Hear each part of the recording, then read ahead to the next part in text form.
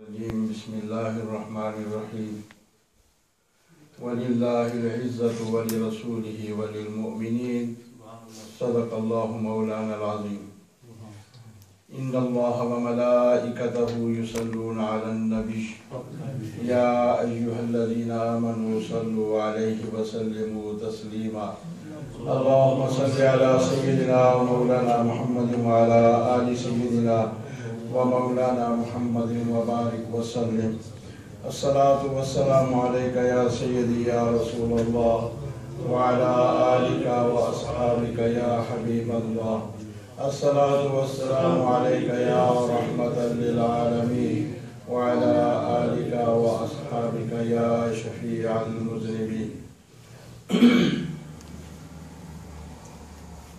وقت تھوڑا ہے تو اس میں جو گزارشات میں آپ کے سامنے عرض کر سکوں گا انشاءاللہ کوشش کی جائے گی کہ یہ بچے ہمارے جو پوری اس کمیونٹی سے آئے ہیں، میں مبارکباد دیتا ہوں ان کے والدین کو جنہوں نے اپنے بچوں کی رہنمائی اس انداز میں شروع کر رکھی ہے۔ حضور صلی اللہ علیہ وسلم کا فرمان ہے من جدہ وجدہ، دو لفظ ہیں کہ آپ نے فرمایا جس نے کوشش کی اس نے اپنا مقصد پا لیا۔ کوشش ماں باپ کے ذمہ ہے اور پھل دینا اللہ اور اللہ کے نبی صلی اللہ علیہ وسلم کا کام۔ محنت انسان کرے گا، کوشش انسان کرے گا اور اپنی اولاد کو بہتری کی طرف لگانے کی جتنی وہ سعی کرے گا اور اللہ رب العالمین اتنا ہی اس پر اپنا فضل و کرم فرمائیں گے اور اس کی امیدوں اور دعاؤں کے صدقے میں اولاد رائے راست پہ آ جائے گی۔ بڑی خوشی ہے۔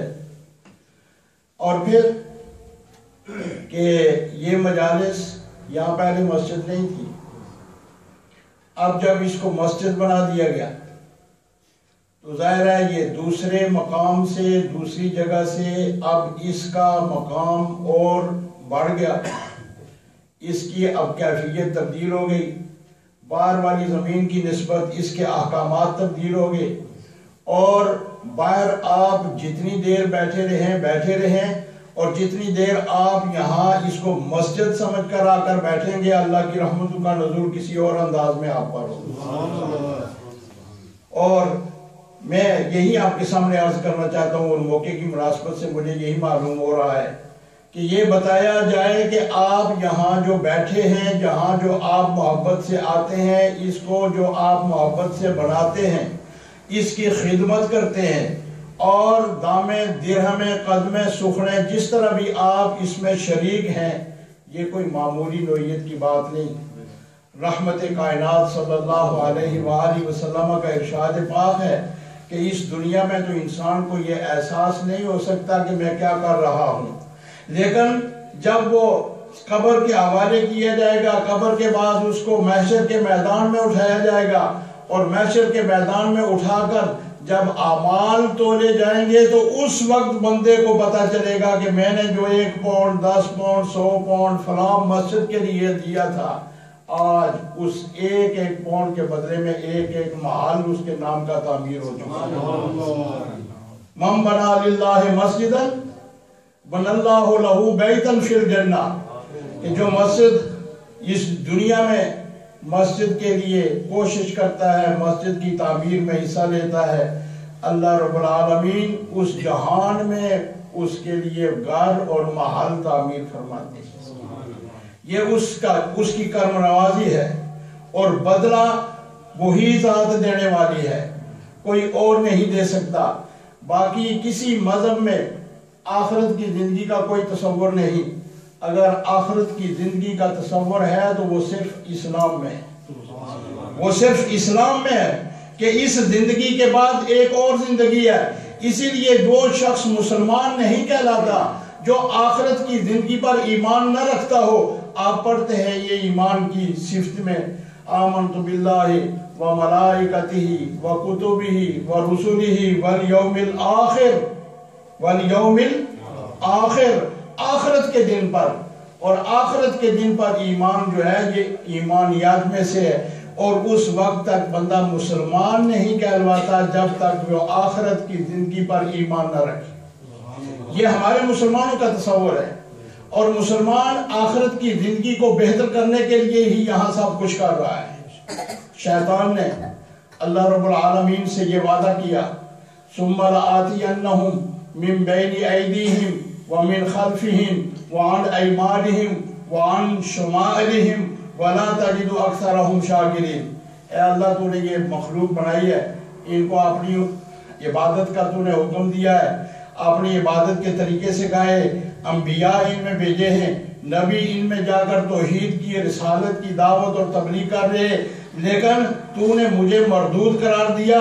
मेरी कोशिश ये होगी और हर आदमी के आगे से, पीछे से, दाएं से, बाएं से, हर तरफ से आकर मैं उसको बहकाने की कोशिश करूंगा। और तू पाएगा कि अक्सर लोग जो वो तेरा शुक्र अदा करने वाले नहीं होंगे, अक्सर कुफ्र अदा करने वाले होंगे, और बहुत कम लोग होंगे जो तुझे सजदा करने वालों में से होंगे। बहुत कम लोग होंगे जो तेरा जिक्र करने वाले होंगे। बहुत कम लोग होंगे जो तेरी बात मानने वाले होंगे। बहुत कम लोग होंगे जो तेरे रसूल सल्लल्लाहु अलैहि वसल्लम की इताअत करेंगे। ये शैतान ने वादा कर रखा है, लेकिन उस रब्बुल आलमीन ने जवाब फरमाया कि ये भी याद रख, इन्ना इबादी लैसा लका अलैहिम सुल्तान, जो मेरे बंदे होंगे, जो सिर्फ जिंदगी मेरी रजा के लिए गुजारने वाले होंगे, जो मेरी नेमतों पर मेरा शुक्र अदा करना उनकी फितरत में, उनकी तख्लीक में होगा, उन पर तेरा कोई भी हरबा कामयाब नहीं होगा। तू उनको कभी गुमराह नहीं कर सकेगा, तू कभी उनको गुमराही की तरफ नहीं ले जाएगा, इसलिए कि इन्ना इबादी, वो बंदे मेरे हैं, तेरे बंदे नहीं हैं। जो शुक्र करने वाले होंगे वो मेरे बंदे होंगे, जो शुक्र करने वाले नहीं होंगे, ठीक है, वो तेरे बंदे होंगे। फिर फरमाया कि वो बंदे जो मेरे हुक्म को वो उसकी इताअत करेंगे, उनको तो मैं जन्नत की बहारें दूंगा, और जो तेरे पीछे चलेंगे मैं लअमलअन्ना जहन्नमा मिनका व मिम्मन तबिअका अजमाइन, कि मैं जहन्नम को भर दूंगा उन लोगों से जो तेरे पीछे चलने वाले होंगे, और तुझे भी जहन्नम में दाखिल करूंगा। ये अल्लाह रब्बुल आलमीन ने पहले से फैसला फरमा दिया है। अब ये शैतान हर वक्त इंसान के पीछे है। जो शख्स भी नेकी का इरादा करता है, शैतान उसके पीछे होता है, कभी उसके आगे होता है, कभी उसको कोई काम याद दिलाता है, कभी उसे कोई काम याद दिलाता है।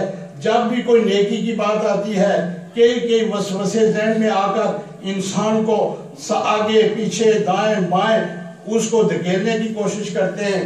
और ये अल्लाह रब्बुल आलमीन ने कुरान में एक जगह नहीं कई मकामात पर फरमा दिया। अब हम यहाँ जो बैठे हैं, हम उस शैतान के इन सारे वसवसों को, सारे उसके प्रोग्रामों को, उसकी सारी कोशिशों को शिकस्त देकर यहाँ पहुंचे, और ये अल्लाह का फजल है। ज़ालिका फज़लुल्लाह युतीहि मन यशा, और ये अल्लाह का फजल है, जिसे वो चाहता है उसे अपने नेकी के काम की तरफ बुला लेता है। और यहाँ पहुंचना, यहाँ बैठना, यहाँ पढ़ना, अगर उलमा ने लिखा है, शेख सादी रहमतुल्लाह अलैह ने एक मजलिस के बारे में हकायत में लिखा कि एक शख्स जो है वो किसी मजलिस में गया, नेकियों की मजलिस है, वहाँ कुरान की तलावत हो रही है, तलावत उसने सुनी, नात हो रही है, नात उसने सुनी, कोई बयान हो इस्लाम के बारे में हो रहा है, इस्लाम की कोई खूबियाँ बयान की जा रही हैं, उन बयानात को उसने सुना, उन खूबियों को सुना, लेकिन अपनी ज़बान से कुछ भी नहीं कहा। इसके बावजूद उस शख्स का वो सारा वक्त अव्वल से लेकर आखिर तक, अगरचे उसने खुद कुछ नहीं किया, लेकिन वो कितने गुनाहों से बचा। जब वहाँ अल्लाह की रहमत बरस रही थी वहाँ वो मौजूद रहा, और जब एक जगह बारिश हो रही हो, अगर बारिश कांटों पे बरस रही हो तो वो फूलों पे भी बरसती है, जब फूलों पर बरस रही हो तो वो पत्थरों पे भी बरसती है। वो शख्स اللہ کے اس فضل و کرم سے اور اس کی رحمت سے دور نہیں رہا، بلکہ وہ اس رحمت کے اندر رہا۔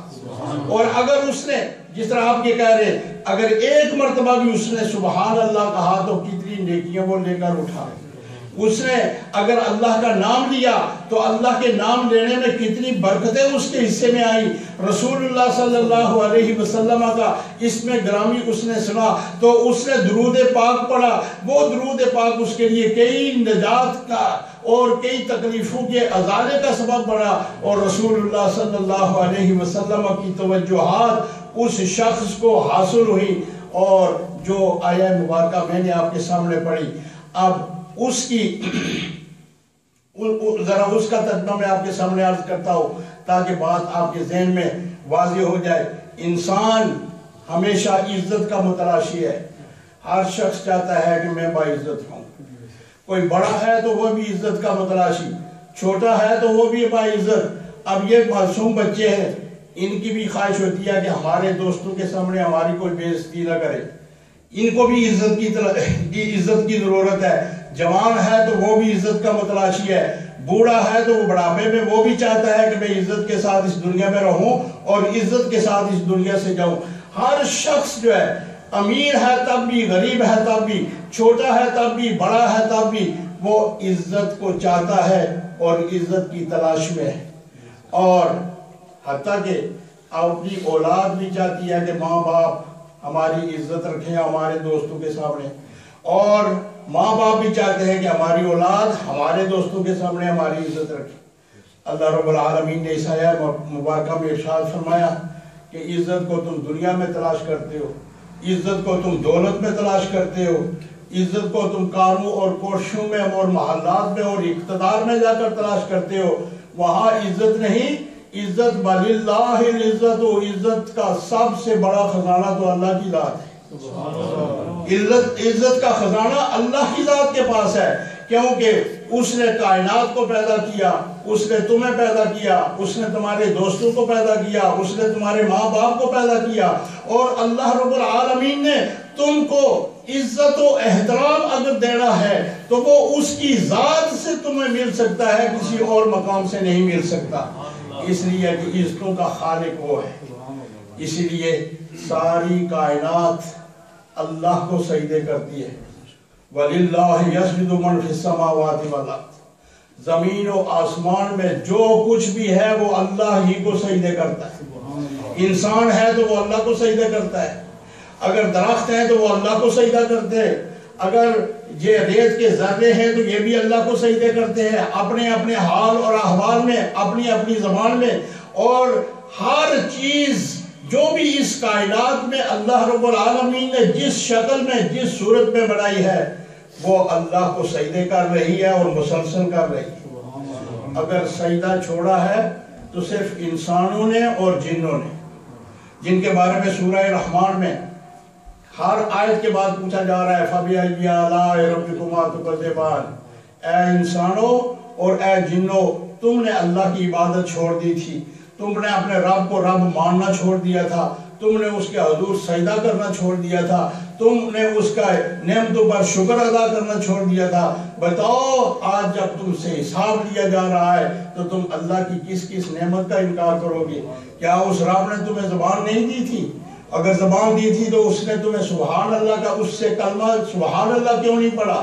تم نے اس زبان سے لا الہ الا اللہ کیوں نہیں پڑھا؟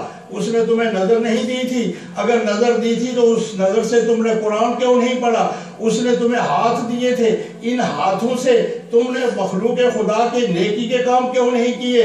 اگر اس نے تمہیں ساری نعمتیں دی تھی تو ان نعمتوں پر تم نے اس کا شکر کیوں ادا نہیں کیا؟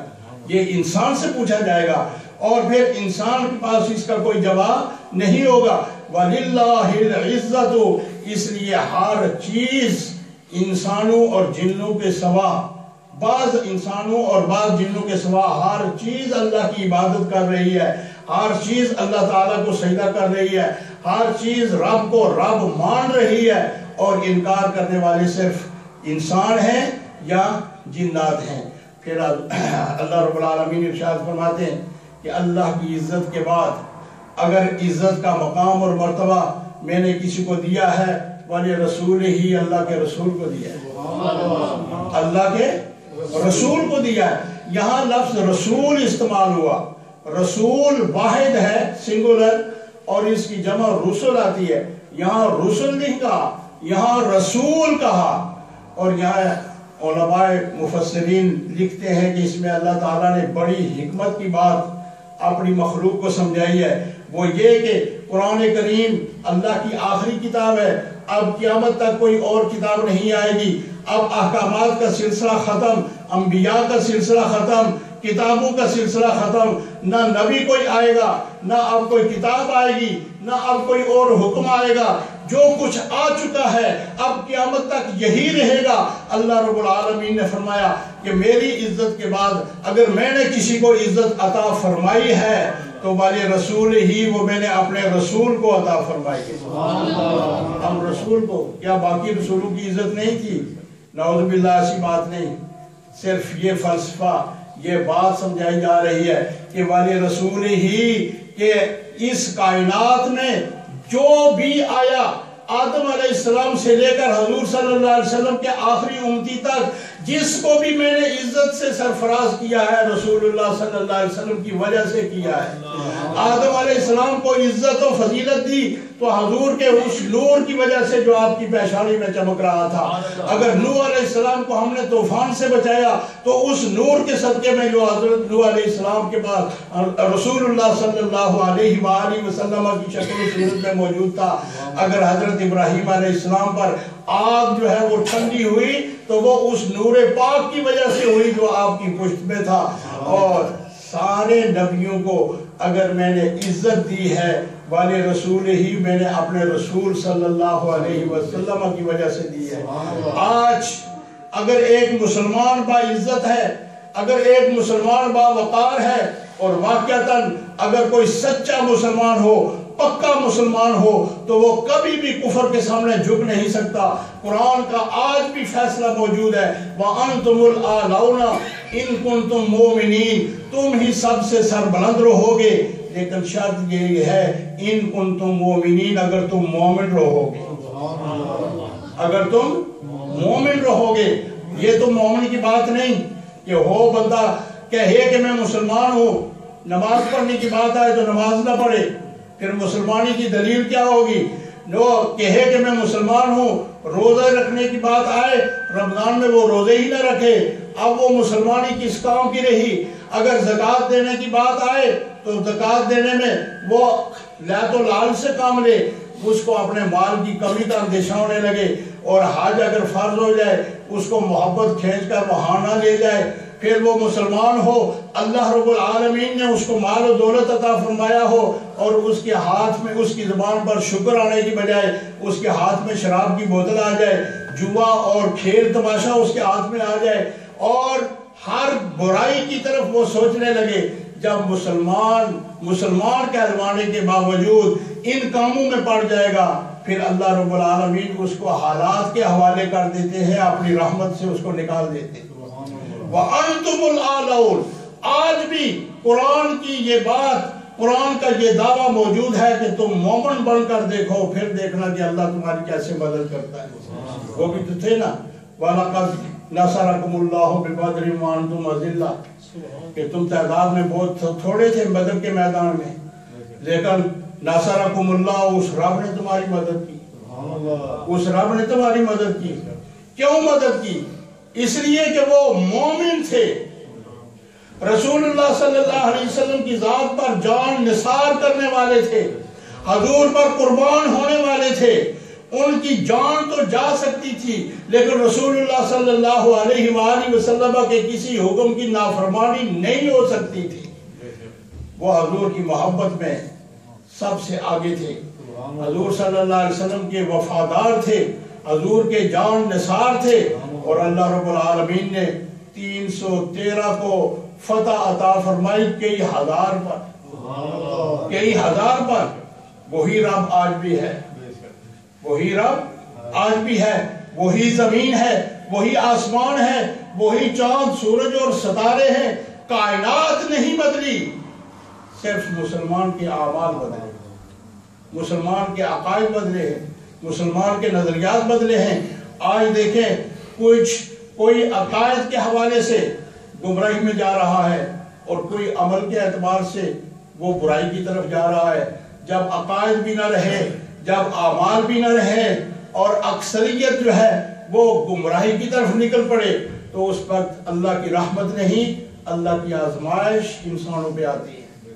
آج پوری امت مسلمہ آزمائش میں گری ہوئی ہے اور ہمیں اس بات کو سوچنا ہے کہ یہ اللہ کی ناراضگی ہے، یہ اللہ رب العالمین کی ناراضگی ہے.